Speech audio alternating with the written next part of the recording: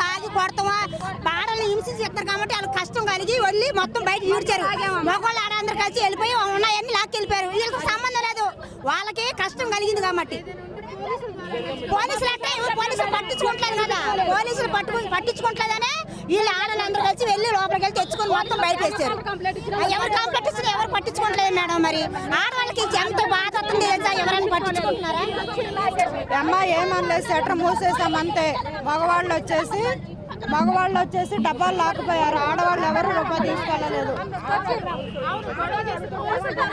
మేము గొడవ అయితే చేయలేం, మీరు మూసేయండి అని చెప్పాం. కానీ చుట్టుపక్కల జనాలు వచ్చి ఒక ఆమెనైతే తొక్కి కూడా వెళ్ళిపోయారు. అసలు ఆ మగవాళ్ళు లోపలికి వెళ్తే దౌర్జన్యంగా అటుపెట్టులు తీసుకెళ్లారు, కానీ ఆడవాళ్ళు ఎవరు తీసుకెళ్ళలేదు.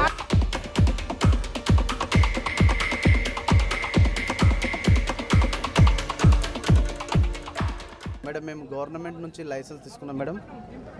మాకు ఏం తెలియదు. మేము ఇక్కడ వచ్చి 25 lakhs స్టాక్ దిగుతున్నాం మేడం. వాళ్ళందరూ స్టాక్ ఈరోజు 5:36 o'clock మేడం స్టాక్ దిగుతుంది. మాకు వాళ్ళు వచ్చి ఏదైనా బంద్ చేయమని చెప్తే మేము బంద్ చేసేవాళ్ళం మేడం. మాకు అసలు ఏం కూడా చెప్పలేరు. వచ్చేసి ఫటాఫట్ వచ్చేసి బాటిల్స్ కాటన్స్ అన్ని 25 lakhs స్టాక్ ఉంది మేడం. మొత్తం అంతా తీసుకెళ్లారు, పలగొట్టేశారు మేడం. అసలు ఒక్క కాటన్ లేదు, కౌంటర్లో క్యాష్ కూడా లేదు మేడం. మేము ఆల్రెడీ ఇప్పుడు చాలా లాస్లో ఉన్నాం. మళ్ళీ ఇలా చేస్తే మేము అసలు మేము బతకడానికి కూడా వేస్ట్ మేడం.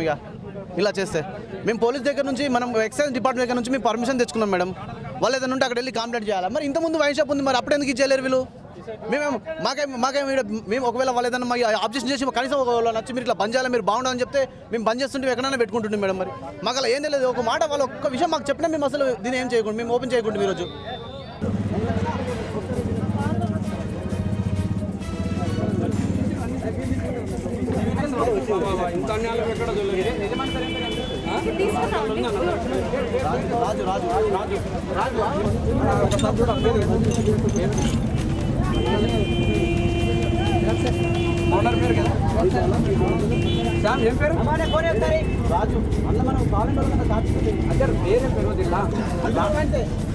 రాజు పేరు ఓనర్ పేరు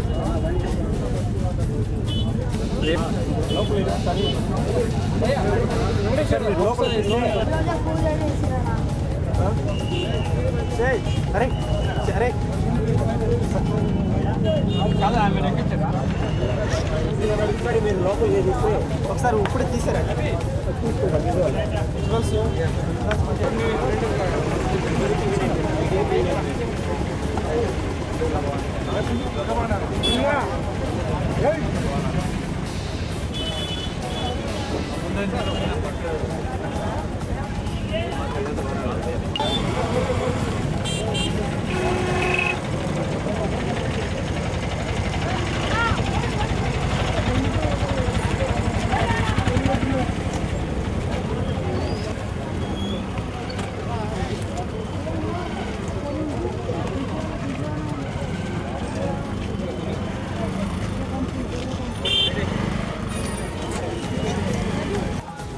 ఈ బంజారాహిల్స్ సైదప్ప బస్తీలో ఇక్కడ వైన్ షాప్ పెట్టడం ఇష్టం లేని బస్తీ వాసులంతా కలిసి ఈరోజు వైన్ షాప్ మీద దాడి చేయడం జరిగింది.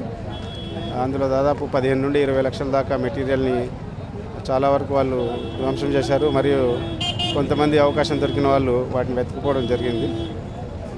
అయితే వాళ్ళకి ఇష్టం లేకపోతే వాళ్ళు కలెక్టర్కో లేకపోతే ఎక్సైజ్ సూపరింటెండెంట్ గారికో ఆ విధంగా పద్ధతి ప్రకారం రిప్రజెంటేషన్ చేసి బంద్ చేయించాల్సి ఉండే. కానీ ఈ విధంగా దాడి చేసి దౌర్జన్యం చేయడం అనేది నేరం కిందికి వస్తుంది. కాబట్టి వాళ్ళందరి మీద కూడా చర్య తీసుకోవాలి. కేసు అయితే తప్పకుండా నమోదవుతుంది. అందులో కొంతమంది పేర్లు తెలిసాయి, వాళ్ళని అరెస్ట్ చేయడం జరుగుతుంది.